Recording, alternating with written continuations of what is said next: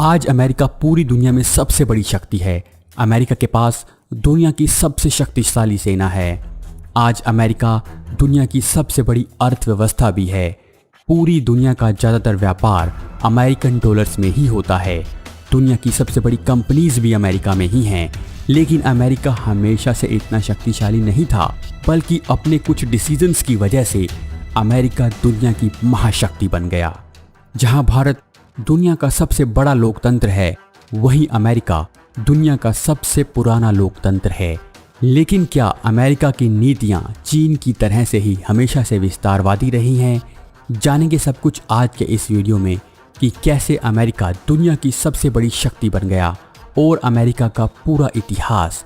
लेकिन उससे पहले अगर आप पहली बार हमारे वीडियोस देख रहे हैं तो हमारे चैनल को सब्सक्राइब कर बेल आइकन को जरूर दबाएं। सबसे पहले जानते हैं कि कैसे हुई थी अमेरिका की खोज। पुर्तगाल का प्रिंस हेनरी, जिसे प्रिंस हेनरी द नेविगेटर के नाम से भी जाना जाता है, वो पूरी दुनिया में नई नई जगहों को खोजना चाहता था। उसने दुनिया में समुद्र के रास्ते नई नई जगहों की खोज में आने वाली हर बाधा को दूर करने के लिए स्कूल ऑफ नेविगेशन की स्थापना की थी। वो पूरी दुनिया के नक्शे बना रहा था और हर उस जगह पर पहुंचना चाहता था जहां तक अभी तक कोई भी नहीं पहुंच पाया था। उसने ऐसी शिप्स तैयार की थी जो समुद्र में तेज हवाओं और तूफानों का भी सामना कर सकती थी। उसके लोगों ने अफ्रीका के वेस्ट कोस्ट को खोज लिया था, लेकिन 1460 में हेनरी की मृत्यु हो गई।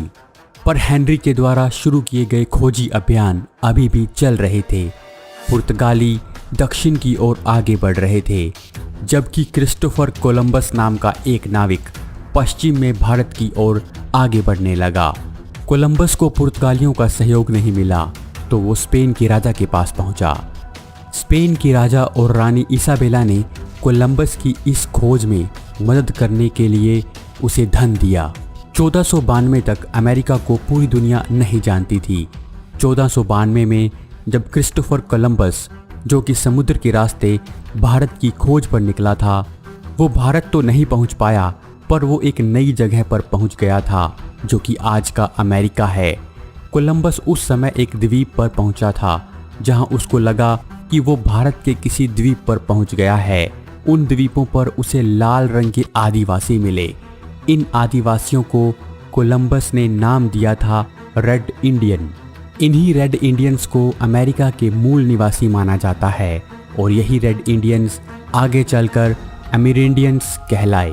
कैसे हुआ अमेरिका पर ब्रिटेन का अधिकार? कोलंबस ने अमेरिका को खोज लिया था और उसे स्पेन के राजा ने धन दिया था। इसीलिए अमेरिका के कुछ हिस्सों पर सबसे पहले स्पेन ने अपना अधिकार कर लिया। धीरे धीरे यूरोप के बड़े देश जैसे कि फ्रांस और ब्रिटेन भी अमेरिका को हथियाने की दौड़ में कूद पड़े। इस तरह सन 1700 तक स्पेन, फ्रांस और ब्रिटेन ने अमेरिका के बहुत से हिस्सों पर अपना अधिकार कर लिया। अमेरिका की उस धरती पर अब अमेरिका के मूल निवासियों रेड इंडियंस के साथ साथ यूरोप से प्रताड़ित होने वाले लोग भी आकर बसने लगे थे, जो एक अलग तरह का समाज बनाना चाहते थे जिसमें सभी लोग एक समान हों। ब्रिटेन उस समय पूरी दुनिया में एक बड़ी ताकत के रूप में उभर रहा था। ब्रिटेन ने उस समय अमेरिका के छोर पर एक बड़े भाग पर अपनी 13 कॉलोनीज बसा ली थी। वहीं स्पेन और फ्रांस ने भी अमेरिका और आज के कनाडा के एक बड़े हिस्से पर अधिकार कर लिया था। कैसे हुई अमेरिका में क्रांति की शुरुआत? अमेरिका में क्रांति की शुरुआत उस समय हुई जब ब्रिटेन ने अपनी कॉलोनीज में बहुत सी दमनकारी कानूनों को लागू कर दिया। ब्रिटेन ने व्यापार पर ज़्यादा से ज़्यादा अधिकार करना चाहा और उन कॉलोनीज पर व्यापार को लेकर बहुत से प्रतिबंध लगा दिए, जैसे कि सारा व्यापार ब्रिटेन के रास्ते से ही होगा, व्यापारियों को ज़्यादा टैक्स देना होगा, कुछ सामान का व्यापार सिर्फ और सिर्फ ब्रिटेन के साथ ही किया जा सकेगा। इन सभी कानूनों और बंदिशों की वजह से अमेरिका में सभी कॉलोनीज ने ब्रिटिश सरकार के खिलाफ विद्रोह कर दिया।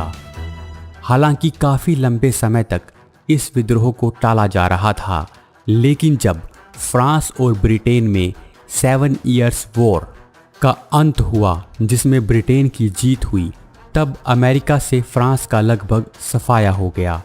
उसके बाद से सरकार ने कॉलोनीज पर टैक्स को और भी बढ़ा दिया, जिसके बाद सभी कॉलोनीज साथ आ गई और 1765 में अमेरिका में क्रांति की शुरुआत हो गई। इसके बाद 1755 में अमेरिका में पूर्ण आज़ादी की मांग शुरू हो गई, जिसे अमेरिकन वॉर ऑफ इंडिपेंडेंस कहते हैं। इस लड़ाई में फ्रांस ने अमेरिकन्स का साथ दिया था, जिसके बाद 1781 में जनरल कॉर्नवालिस ने यॉर्कटाउन में सरेंडर कर दिया। 1783 में ट्रीटी ऑफ पेरिस के साथ आधिकारिक रूप से युद्ध समाप्ति की घोषणा हो गई। अमेरिका की उन कॉलोनीज को लीड करने वाले जनरल जॉर्ज वॉशिंगटन 1788 में संविधान के लागू होने के बाद अमेरिका के पहले राष्ट्रपति बने। अमेरिका का संविधान विश्व का पहला लिखित संविधान बना। 4 जुलाई 1776 को स्वतंत्रता के घोषणा पत्र में थॉमस पेन के द्वारा सुझाया नाम संयुक्त राज्य अमेरिका आधिकारिक रूप से शामिल किया गया था। तभी से इसे संयुक्त राज्य अमेरिका के नाम से जाना जाने लगा। अमेरिका अब आज़ाद हो चुका था और एक नई उड़ान भरने के लिए पूरी तरह से तैयार था। अमेरिका की विस्तारवादी नीति। आज़ादी के बाद अमेरिका की विस्तारवादी नीति शुरू होती है। कॉलोनीज में बाहर से आकर बसने वाले लोग अमेरिका के मूल निवासियों की ज़मीनों को हथियाने लगते हैं। अमेरिका ने पश्चिम की ओर विस्तार करना शुरू किया और 1803 तक लुइसियाना को $15 मिलियन में फ्रांस से खरीद लिया, जिसे लुइसियाना परचेज के नाम से जाना जाता है। इसके बाद अमेरिका का कुल क्षेत्रफल 3 गुना बढ़ गया। अब अमेरिका का मैक्सिको के साथ युद्ध शुरू हो गया और 1845 में उसे हराने के बाद उसका विस्तार और बढ़ गया। गृह युद्ध की शुरुआत। ब्रिटेन से आज़ाद हुई कॉलोनीज में ज़्यादातर लोग यूरोप से आकर बसे हुए थे, या फिर बहुत ज़्यादा लोग ऐसे भी थे जिन्हें ब्रिटेन के द्वारा अफ्रीका से दास बनाकर अमेरिका में लाया गया था। अमेरिका में दास प्रथा तभी से चली आ रही थी। काले लोगों को दास बनाकर रखा जाता था। ब्लैक लाइव्स मैटर नाम का मूवमेंट भी इसी वजह से इतना बड़ा मूवमेंट बना है। अमेरिका में तभी से रंग भेद की नीति चली आ रही है।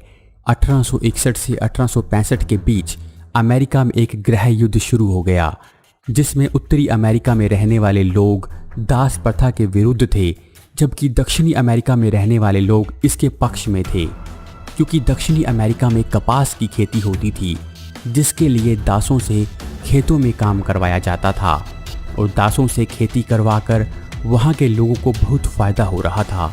इसीलिए वो इसे ख़त्म करने के विरुद्ध थे। दास प्रथा को समाप्त करने को लेकर उत्तर और दक्षिणी अमेरिका के लोगों में लगातार संघर्ष चलता रहा। अंत में अमेरिका में दास प्रथा को समाप्त कर दिया गया।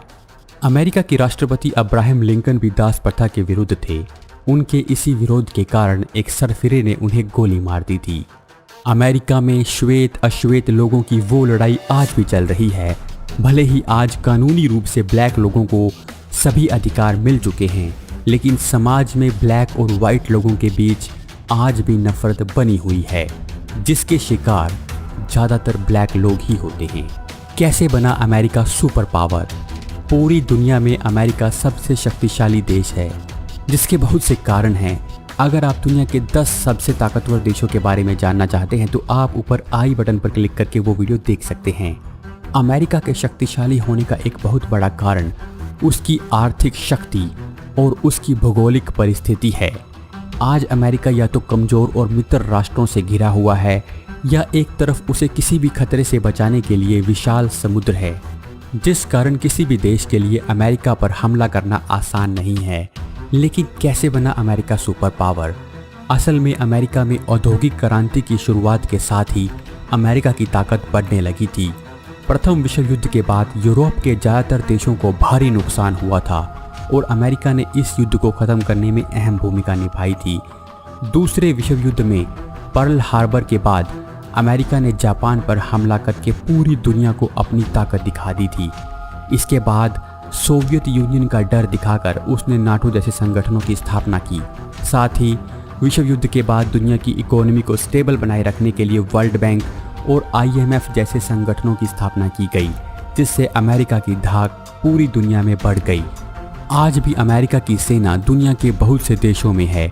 अमेरिका ने बहुत से देशों के आंतरिक मामलों में हस्तक्षेप करने की नीति अपनाई, जिससे इनडायरेक्टली उसने बहुत से छोटे छोटे देशों को कंट्रोल किया और हमेशा खुद को और ताकतवर और शांति दूत बनाने की प्रक्रिया जारी रखी।